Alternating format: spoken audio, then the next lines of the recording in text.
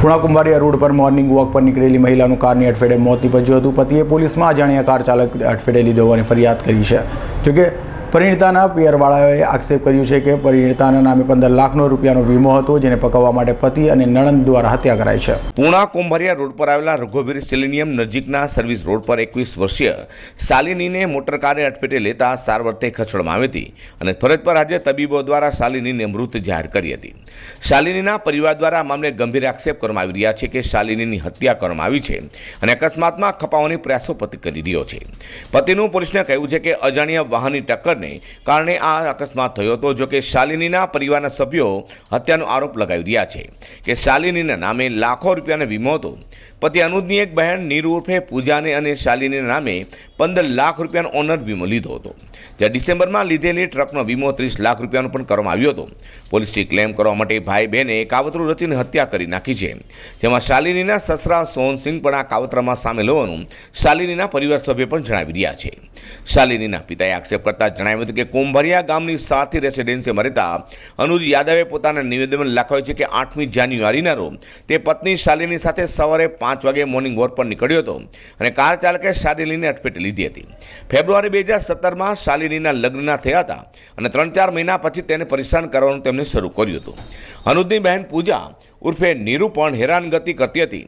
આ કારણસર હું મારી પુત્રીને માતૃભૂમિ ઘરે લાવ્યો હતો, પરંતુ 1 મહિનામાં પાછી મોકલી હતી।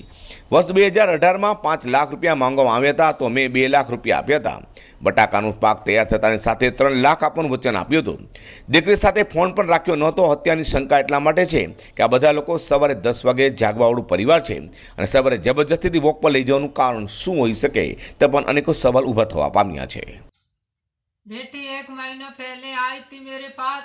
बेटी ने कहा माँ इसने बीमा कर दिया मेरे नाम पर, माँ मुझे ये मार देंगे, मारने की धमकी देते हैं, माँ मुझे मार देंगे, मारने की धमकी देते हैं, माँ मैं उनके पास नहीं जाऊंगी। बेटी को भेज दिया है। ये किसी लड़की से बात भी करता था, कहता था मैं तुझको किसी कीमत पर नहीं रखूंगा, मैं अब दूसरी शादी करूंगा। माँ ने कहा बे माँ मुझे बुला लो। जब तक लेने को आ रहे थे तब तक बेटी की हत्या कर दी। मेरी बेटी को इतना मारते थे उसकी नंद उसकी पति मेरी बेटी को बेहोश कर देते।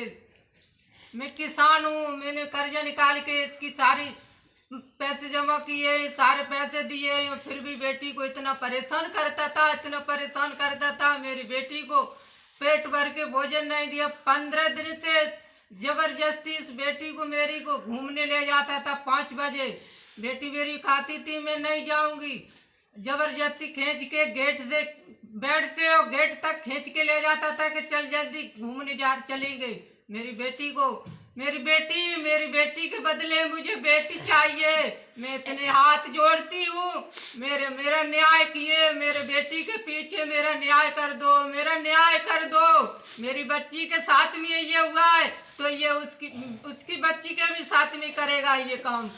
हमने अपनी बच्ची की शादी 16 फरवरी 2017 में की थी, तो इनको सारा जिनने जितना मांगा था उससे ज़्यादा इनकी शादी की। और कुछ ही दिनों बाद 2 महीना बाद हमारी लड़की को इतना मारने पीटने लगे कि वो बेटी इनकी और पति दोनों लोग इतना मारते थे, लड़की बेहोश हो जाती थी। 2 महीना बाद इन्होंने हमारी लड़की से 5 लाख रुपये की मांग की, तो हमने कुछ 2 लाख रुपये इनके खाते में भेजे और बाकी बाद हमने शेष वायदा किया हम और देंगे, हमारी लड़की को मत मारो, लेकिन इन्होंने नहीं माने। कुछ दिनों बाद हमारी लड़की को यहाँ पे हमारे पास छोड़ गए। 2-2.5 महीना लड़की हमारे पास रुकी, तो उस लड़की ने सारी बात बताई कि पापा ये किसी लड़की से बात करते हैं और ये कहते हैं कि तुझको नहीं रखूँगा, उसी से मैं शादी करूँगा सूरत में। तो लड़की को फिर मैंने नाना और मामा को बुलवाया। उन्होंने ये कहा कि मतलब इनको समझाया बुझाया अपने घर पर सब लोगों को, तो उन्होंने कहा कि अब नहीं ऐसी कोई बात नहीं, हम लड़की को भेजेंगे। लड़की को वहाँ भेजा, तो उनके कहने पर बाकी बाद फिर भी इन्होंने लड़की के साथ वही बदतमीजी की। ये इनकी लड़की पूजा को बहुत मारती थी, पीटती थी, और जब ये अपने फ़ोन से कभी बात नहीं कराते थे, हमारे लड़की के पास फ़ोन भी नहीं था और उसमें कॉल रिकॉर्डिंग रखते थे। जब हमारी लड़की की कभी सुबह शाम कभी बात कराते थे 10-15 दिन में, तो मतलब खड़े हो जाते थे कि कोई एक शब्द नहीं बोलेगी, अपने माँ को कोई बात नहीं बताएगी किसी तरह की, डंडा को, और इनके पिताजी तो रिवॉल्वर लेके खड़े हो जाते थे, अगर तूने अपनी माँ को कुछ बताया तो तुझको मार देंगे। तो लड़की के पास अपनी रिकॉर्डिंग रखते थे फ़ोन में और अपने ही फ़ोन से बात कराते थे। और उसका अभी आगे लड़की 2 महीना पहले हमारे घर पे आई थी। 2 महीना पहले घर पे आई तब लड़की ने बताई थी कि माँ मुझे ये मार सकते हैं, पापा हमको ये शक है कि इन्होंने हमारे नाम बीमा करा रखा है, हमको ये बिल्कुल शक है कि हमको ये मार देंगे, ये एक लड़की से शादी करना चाहते हैं, उसी के फ़ोन में लगे रहते हैं, उसी के घर पे रहते हैं, उसी को मन्याता ले जाते हैं। उस दिन भी फ़ोन लड़की ने शाम को किया, तब भी इन्होंने उसकी रिकॉर्डिंग रखा रखी है। मतलब इनका ये काम था। हमारी लड़की के पास कोई 2 साल में 3 साल से फ़ोन नहीं था बिल्कुल।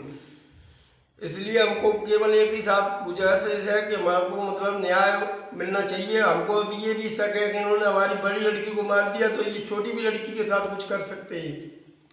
इसलिए हमको भगवान से प्रार्थना करता हूँ कि ऐसे आदमी को दंड मिलना चाहिए। हाल तो पुणा પોલીસે પતિ અનુજની ફરિયાદ પરથી અજાણ્યા વાહન ચાલક વિરુદ્ધ ગુનો નોંધવામાં આવ્યો છે. Azhar Qureshi, T20 news.